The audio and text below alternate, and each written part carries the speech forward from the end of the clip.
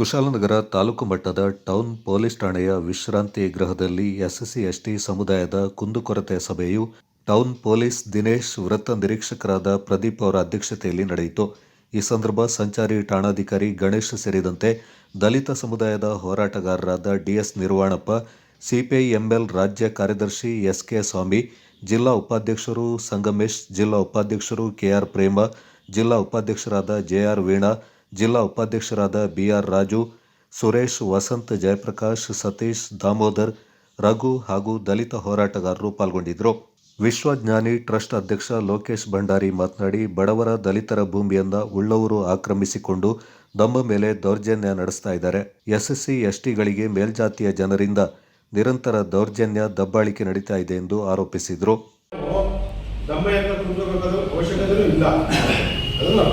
ಇಷ್ಟೆಲ್ಲ ಆಗ್ಲಿಕ್ಕೆ ಬೇರೆ ಯಾವುದೋ ದೊಡ್ಡ ಕೈ ಕೆಲಸ ಮಾಡ್ತಾರೆ ಸರ್. ಕಡಿಮೆ 60-70 ಲಕ್ಷ ರೂಪಾಯಿ ವ್ಯಾಲ್ಯೂದು ಮರ ಬಿಟ್ಟು ಮಾಡ್ಕೊಂಡ್ರೆ ಆ ಪ್ರಾಬ್ಲಮ್ ಅವ್ನು ಸೀಸ್ ಮಾಡೋದು ಅರ್ಥ ಆಗಲ್ಲ. ನಿಮ್ಮ ಹತ್ರ ಬಂದು ನೋಡಿ ಇದೆ ಅವರು ಕೂಡ ಚೀಫ್ ಆಫೀಸರ್ ಬರಬೇಕು, ಅವರು ಕೂಡ ಬರಬೇಕು. 12-13 ಸಾವಿರ ರೂಪಾಯಿ ನೋಟಿಸ್ ಕೊಟ್ಟು ಕೋರ್ಟ್ ಕಳಿಸ್ತಾ ಇದ್ದಾರೆ ಸರ್. ಅದ್ರ ಬಗ್ಗೆ ಕೂಡ ಚರ್ಚೆ ಆಗಬೇಕಿದ್ದು ಅವರು ಕಳಿಸಿದ್ದಾರೆ.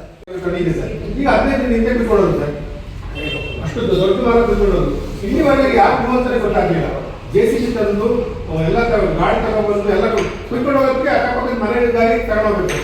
ಒಬ್ರು ಇಲ್ಲಿವರೆಗೆ ಒಬ್ರು ಹೇಳಿಲ್ಲ ಸರ್.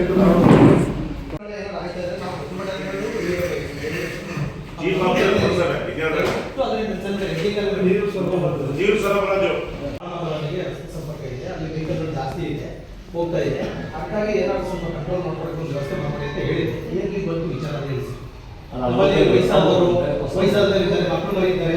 ಈ ಕಡೆ ಬಿ ಬಂದಿದ್ದ ಆ ಕಡೆ ಹೋಗಕ್ಕೆ ನಮಗೂ ಆ ಕಡೆ ಸಂಬಂಧಿಕರಿದ್ದಾರೆ. ಕಡೆ ಕಡಮಂಗಲಿಗೆ ಹೋಗಿ ತೊಂದರೆ ಆಯ್ತಾ ಉಂಟು. ಹಾಗಾಗಿ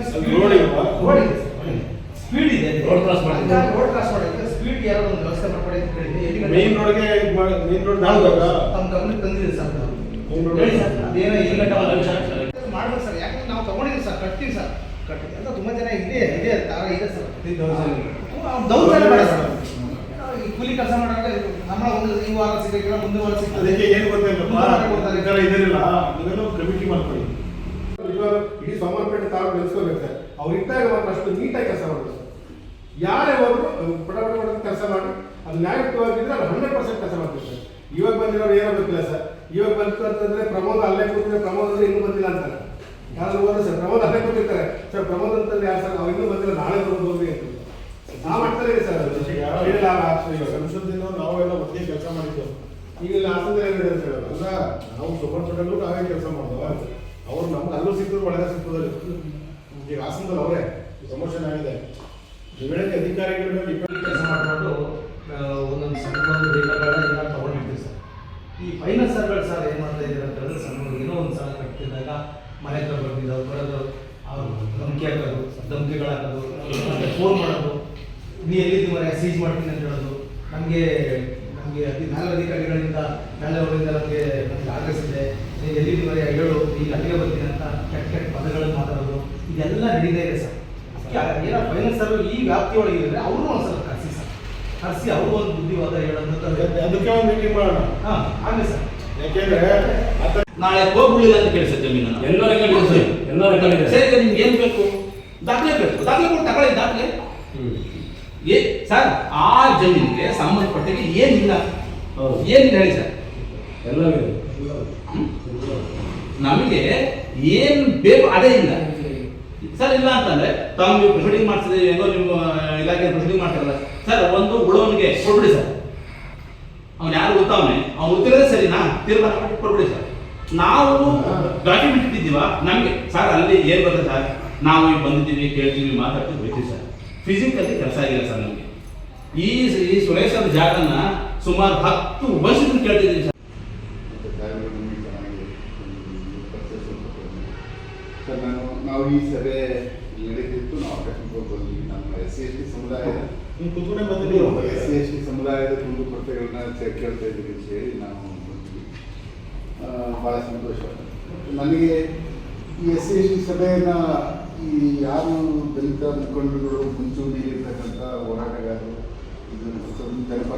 ದಲಿತ ಜನಪರವಾಗಿ ಮುಂಚೂಣಿಯಲ್ಲಿರ್ತಕ್ಕಂಥ ಎಲ್ಲ ನನಗೆ ಕರೆದು ಸಭೆಯನ್ನು ನಡೆಸ್ತಕ್ಕಂಥದ್ದು ಇದು 2 ತಿಂಗಳು ಒಂದ್ಸರಿ 3 ತಿಂಗಳು ಒಂದ್ಸರಿ ಎಲ್ಲ ಸ್ಟೇಷನ್ ನಡೀತು. ಇಲ್ಲೂ ಆಗ್ತಾ ಇದೆ. ಒಂದು ಗ್ರಾಮ ಅಥವಾ ಒಂದು ಪ್ರದೇಶ ಒಂದು ಪೀಸ್ಫುಲ್ ಆಗಿರಬೇಕು, ಮತ್ತು ಅಲ್ಲಿ ಯಾವುದೇ ಕೋಮು ಸೌಹಾರ್ದತೆ ಆಗಿರ್ಬೋದು, ಜಗಳ ಹೊಡೆದಾಟ ಘರ್ಷಣೆಗಳು ಇಂಥವು ಆಗಬಾರ್ದು. ಅಲ್ಲಿ ಒಂದು ಶಾಂತಿ ಸೌಹಾರ್ದತೆಯಿಂದ ಬದುಕಬೇಕು ಅಂತಂದ್ರೆ ಇಂಥ ಸಭೆಗಳು ಬಹಳ ಮುಖ್ಯ. ನಮ್ಮೆಲ್ಲ ಪ್ರಶ್ನೆಗೆ ನೀವು ಉತ್ತರ ಕೊಡಲಿಕ್ಕೂ ಕೂಡ ಕಷ್ಟ ಆಗುತ್ತೆ, ಯಾಕಂದರೆ ಆಯಾ ಬೇರೆ ಬೇರೆ ಇಲಾಖೆಗೆ ಸಂಬಂಧಪಟ್ಟಂಥ ವಿಷಯಗಳು ನಾವು ಚರ್ಚೆ ಮಾಡ್ತಕ್ಕಂಥದ್ದು. ಈಗ ನಾವೇನು ಈಗ ಲೋಕೇಶ್ ಅವರು ಅಷ್ಟು ನಮ್ಮ ಮುಖ್ಯ ಸಮಸ್ಯೆ ಇರೋದು ಭೂಮಿ ಮತ್ತು ಒಂದಷ್ಟು ರೆಕಾರ್ಡ್ಸು ಮತ್ತು ಅವರ ಅಲ್ಲಿ ನಡೀತಕ್ಕಂಥ ಘರ್ಷಣೆಗಳು. ನಮಗೆ ಬೇಕಾಗಿದ್ದು ಪೊಲೀಸು ಇಲಾಖೆಯಿಂದ ರಕ್ಷಣೆ. ನಾವೇನು ನಮ್ಮ ಭೂಮಿಗೆ ಹೋಗಿ ಬಿಡ್ತಾ ಇಲ್ಲ ಅಥವಾ ನಮ್ಗೆ ಅಡ್ಡಿಪಡಿಸ್ತಾ ಇದ್ದಾರೆ ಅಂತ ಹೇಳಿದಾಗ ನೀವು ಕಂಪ್ಲೇಂಟ್ ತಗೋತೀವಿ. ತಹಸೀಲ್ದಾರು ಅದಕ್ಕೆ ಸಂಬಂಧಪಟ್ಟಂತ ತಹಸೀಲ್ದಾರ್ ಈ ಸಭೆಗೆ ರೆವಿನ್ಯೂ ಇಲಾಖೆ ಯಾರಾದ್ರು ಇದ್ರೆ ಚೆನ್ನಾಗಿರ್ತಿತ್ತು. ರೆವಿನ್ಯೂ ಇಲಾಖೆ ಯಾರಾದ್ರು ಇದ್ದಿದ್ರೆ ಅಷ್ಟು ನೀವು ಇಷ್ಟು ಪ್ರಶ್ನೆ ಅವರು ರೆವಿನ್ಯೂ ಇಲಾಖೆ ಮ್ಯಾಕ್ಸಿಮಮ್ ಸಮಸ್ಯೆಗಳು ಬಗೆಹರಿಸಲು ಅವರಿಗೆ. ಹೌದು, ಲ್ಯಾಂಡ್ ರೆವಿನ್ಯೂ ವಿಚಾರಗಳು ತಹಶೀಲ್ದಾರ್ಗೆ ಬರ್ತಾರೆ. ಹೌದು. ಈಗ ನಮ್ಮ ಇವರು ಲೋಕೇಶ್ ಹೇಳಿದಂಗೆ ಪ್ರಾಬ್ಲಮ್ ಏನಾಗ್ತದೆ, ಈಗ ಅವರು ಹೇಳಿದ್ರು ನಮ್ಮ ಸತೀಶ್ ಡಾಕ್ಯುಮೆಂಟ್ಸ್ ಫೋರ್ಜರಿ ಆಗಿರ್ತದೆ. ಯಾರು ಬರ್ತದೆ? ಪೊಲೀಸ್ ಬರ್ತದೆ ಇನ್ವೆಸ್ಟಿಗೇಷನ್. ಡಾಕ್ಯುಮೆಂಟ್ಸ್ ಯಾರು ಕೊಟ್ಟಿದ್ದೀವಿ, ಯಾರು ಜಮೀನು ಉಳ್ಬೇಕು, ಯಾರ ಹತ್ರ ಹೆಸರು ಇದೆ ಅನ್ನೋದು ತಹಶೀಲ್ದಾರ್ ಬರ್ತದೆ. ತಹಶೀಲ್ದಾರ್ ಎಷ್ಟು ಪೊಲೀಸ್ ಇಲಾಖೆಗೆ ಅದನ್ನು ಪ್ರಯೋಜನ ಇಲ್ಲ. ನಾವು ಯಾರು ಪೊಸಿಷನ್ ಕೊಡ್ಸೋಕ್ಕೂ ಆಗಲ್ಲ, ತೆಗಿಯೋಕ್ಕೂ ಆಗಲ್ಲ ಪೊಲೀಸ್ ಇಲಾಖೆ. ಅದು ಫಸ್ಟ್ ಅರ್ಥ ಲೋಕೇಶ್ ಅವರು ಆ ಇಲಾಖೆಯಲ್ಲಿ ಹೌದು ಈ ಜಾಗ ಕಟ್ಟಬೇಕು ಅಂತ. ಆದ್ರೆ ಅಲ್ಲಿ ಪ್ರಭಾವಿ ವ್ಯಕ್ತಿಗಳಾಗಿರ್ತಾರೆ, ಅವ್ರು ಅಡ್ಡಿಪಡಿಸ್ತಾರೆ. ಮೇಲೆ ಮೇಲ್ಜಾತಿಗಳಾಗಿರ್ತಾರೆ. ಅವರು ಇವತ್ತು ಏನ್ ಹೇಳ್ತಾರೆ ಅಂತಂದ್ರೆ ಇಲ್ಲಿ ಯಾಕೆ ಮಾಡಬೇಕು, ಅಲ್ಲಿ ಹಾಸ್ಪಿಟಲ್ ಅಂತಾರೆ ಚಿಕ್ಕಮ್ಮ 1 ಕಿಲೋಮೀಟರ್ ಆಗುತ್ತೆ, ಅಲ್ಲೇ ಮಾಡಬಹುದಲ್ಲ. ಅಂದ್ರೆ ಹಿಂದಿನಿಂದನೂ ನಾವು ಊರಿನ ಹೊರಗಡೆನೆ ಇತ್ತು, ಈಗ ಊರಿನ ಹೊರಗಡೆನೆ ಬೇಕು. ಮತ್ತೊಂದೇನೋ ಮುಗಿತಲ್ಲ ಸರ್ ಅವ್ನು ನೊಂದವೇ ಸರ್, ಅವನಿಗೆ ಕೇಳೋಂಥ ಶಕ್ತಿ ಅವನಿಗಿಲ್ಲ. ಕುಂದುಕೊರತೆ ಸಭೆಯಲ್ಲಿ ನಾವು ಕುಂದುಕೊರತೆಗಳನ್ನ ನಾವು ಮಾತಾಡೋದಿಲ್ಲ, ನೀವು ಕೇಳೋದಿಲ್ಲ ಸರ್. ಆಯ್ತು, ಗಾಂಜಾ ಮಾಡ್ತಾನೆ, ಇವನು ಸಾರಾಯಿ ಮಾಡ್ತಾನೆ, ಅವನ್ನ ನಾವು ಕೇಳೋದಲ್ಲ. ತಾವೊಂದು ಬುದ್ಧಿ ಹೇಳಿ ಸರ್ ನಮಗೆ.